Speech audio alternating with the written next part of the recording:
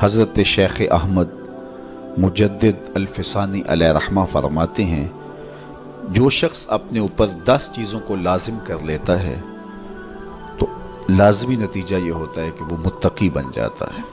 وہ 10 چیزیں کون سی ہیں؟ ماہ صیام کے ان حسین لمحوں میں ہمیں وہ 10 اوصاف اپنے اندر پیدا کرنے چاہیے تاکہ ہم متقی بن جائیں، اور متقی اللہ کے محبوب بندے ہیں۔ تقوی اختیار کرنے والے اللہ جل شانہ کی رحمتوں کے خاص مستحق ہیں۔ جنہیں تقوی کا نور نصیب ہوتا ہے وہ اللہ کی رحمتوں کے سائے میں آ جاتے ہیں۔ اگر ان پر مصائب، آلام، مشکلیں آتی ہیں تو ان کے تقوی کی وجہ سے اللہ انہیں راستے عطا کر دیتا ہے۔ وَمَن يَتَّقِ اللَّهَ يَجْعَل لَّهُ مَخْرَجًا وَيَرْزُقْهُ مِنْ حَيْثُ لَا يَحْتَسِبُ۔ اللہ اکبر۔ ارشاد فرمایا کہ جو اللہ سے ڈرتا ہے، تقوی اختیار کرتا ہے، اس کے لیے ہم مصیبت سے نکلنے کے راستے پیدا کر دیتے ہیں، اور اللہ جل شانہ اس کے لیے وہاں سے رزق عطا کرتا ہے جہاں سے اسے گمان بھی نہیں ہوتا ہے۔ تو یہ تقوی کا نتیجہ ہے جو اہل تقوی کو نصیب ہوتا ہے۔ تو حضرت شیخ نے 10 وہ امور بتائے جو اپنے اوپر لازم کر لینے سے تقوی نصیب ہوتا ہے۔ سب سے پہلی بات آپ فرماتے ہیں زبان کو غیبت سے بچائے۔ اتقاء کے حصول کے لیے زبان کو پاک کرنا ضروری ہے۔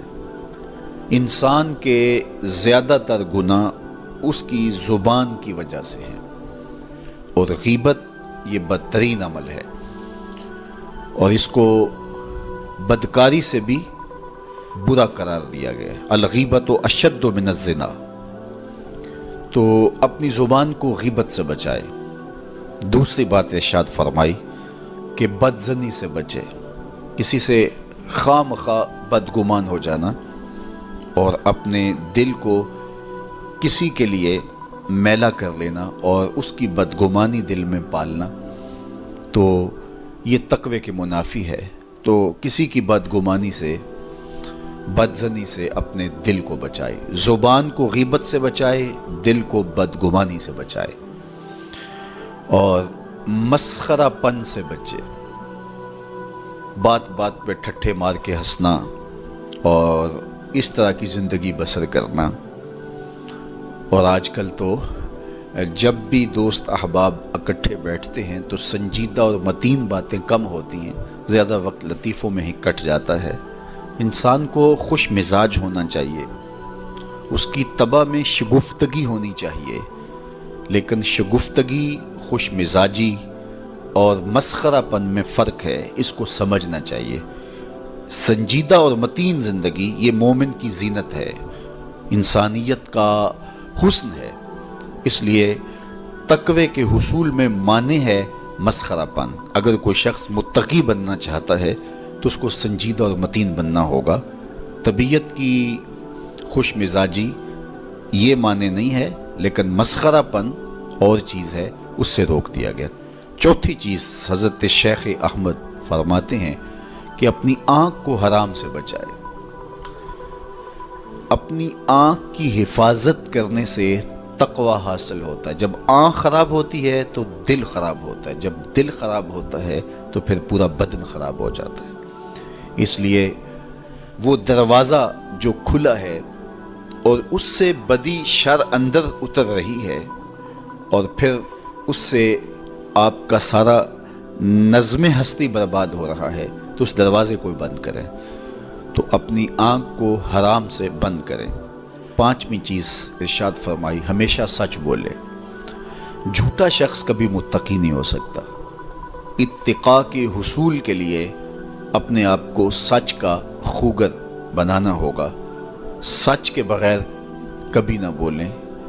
جھوٹ بولنے والے کی زبان سے شر پھیلتا ہے، اور جب کوئی شخص جھوٹ بولتا ہے تو حدیث پاک میں آتا ہے اس سے بدبو نکلتی ہے، جس کو عام لوگ تو نہیں سونگھ پاتے، لیکن اللہ کے فرشتے 1 میل دور پیچھے ہٹ جاتے ہیں۔ تو مومن سچا ہوتا ہے، مومن جھوٹا نہیں ہوتا، اور تقوی کے اصول کے لیے سچ شرط ہے۔ چھٹی چیز ارشاد فرمائی، ہر حال میں اللہ کا احسان مانے۔ جب کوئی بھی انسان پر بہتری آئے تو اس وقت یہ کہے کہ یہ میرے رب کا احسان ہے کہ مجھے یہ حاصل ہوا ہے۔ بہت سارے لوگ اپنی محنت کا نتیجہ قرار دیتے ہیں کہ یہ میں نے کیا تو اس کے نتیجے میں یہ ملا۔ بسا اوقات آپ کتنا سیدھا کام کر رہے ہوتے ہیں، کتنی محنت کر رہے ہوتے ہیں، لیکن نتیجہ اس کے برعکس آ رہا ہوتا ہے۔ سیدنا علی المرتضیٰ رضی اللہ تعالیٰ عنہ فرماتے ہیں، میں نے اللہ کو اپنے ارادوں کی شکست سے پہچانا، تو یہ اس کی کرم نوازی ہے کہ اس نے ایسا کر دیا۔ صحت میرا کمال نہیں، یہ اللہ کی عطا ہے۔ علم میرا کمال نہیں، یہ اللہ کی عطا ہے۔ لہجوں کی خوبصورتی یہ اس کی عطا سے ممکن ہے۔ اس نے آنکھوں میں روشنائی رکھی، اس نے توفیق عمل نصیب فرما دی، اس نے اچھائی کی راہوں پہ گامزن کیا۔ ماہ صیام میں روزہ رکھنے کی توفیق ہوئی، صلاۃ التراویح میں حاضری کا موقع میسر آیا، دیگر صالح اعمال تلاوت کلام مجید نصیب ہوئے، تو مت سمجھے کہ یہ کوئی میرا کمال ہے۔ اللہ کا احسان مانے گا تو غرور پیدا نہیں ہوگا، تکبر پیدا نہیں ہوگا۔ تو ہر حال میں اللہ کا احسان مانے، جو بھی خیر اس کو ملے وہ کہے یہ میرے رب کی طرف سے ہے، اور اگر اس کا کرم نہ ہوتا تو یہ عمل مجھے نصیب نہ ہوتا۔ اور کتنے عمل ہیں کہ نصیب ہونے کے بعد عجب سے، تکبر سے، ریاکاری سے برباد ہو جاتے ہیں۔ کیتی کتری پئی کھو محمد تے سکہ بنیا زردہ، کتنے عمل ہیں کہ برباد ہو جاتے ہیں، تکبر آ گیا، عجب آ گیا، ریاکاری آ گئی، تو یہ اس کی طرف سے ہی ہے۔ تو جب یہ کہے گا تو عجب، تکبر، غرور کچھ پیدا نہیں ہوگا، تو پھر عمل قبول ہوگا اور انسان تقوی کی منزل تک پہنچے گا۔ ساتویں چیز، اپنا مال راہ حق میں خرچ کرے، ناحق راستے پر ایک درہم بھی خرچ نہ کرے۔ کمایا ہوا مال راہ حق میں خرچ کرنے سے اتقاء کی دولت نصیب ہوتی ہے۔ اللہ قیامت کے دن بندے کے قدم اپنے حضور سے ہٹنے نہیں دے گا جب تک اس سے 3 سوال نہیں کر لے گا۔ ان میں سے ایک سوال یہ ہوگا کہ مال کمایا کہاں سے، مال خرچ کہاں کیا۔ جس طرح مال حلال کمانا ضروری ہے، مال کو جائز جگہوں پہ خرچ کرنا بھی ضروری ہے، حق کے راستے پہ خرچ کرنا بھی ضروری ہے۔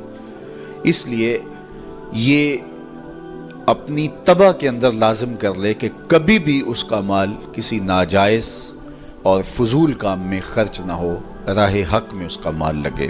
8ویں چیز، نفس کے لیے کبھی بڑائی بلندی نہ چاہے، اس سے طبیعت میں سرکشی آئے گی اور تقوی کے راستے میں یہ عمل مانے ہے۔ اور نمازوں کی حفاظت کرے۔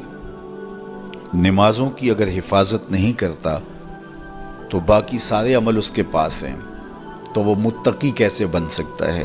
چونکہ یہ تو اسلام کا بنیادی فریضہ ہے جو اہل ایمان پر لازم کیا گیا ہے، جو کسی صورت کے اندر بھی، حتیٰ کہ حالت بیماری کے اندر بھی معافی جس کی نہیں ہے، سفر کے اندر بھی نماز کی معافی نہیں، مختصر کر دی گئی، قصر کر دی گئی، لیکن معافی نہیں دی گئی۔ حالت جنگ کے اندر بھی اس کی معافی نہیں ہے۔ تو نمازوں کی محافظت کرے۔ اور 10ویں چیز، حضرت شیخ فرماتے ہیں عقیدوں کی صحت کا خیال رکھے، اپنے عقیدے، اپنے نظریات خوبصورت رکھے۔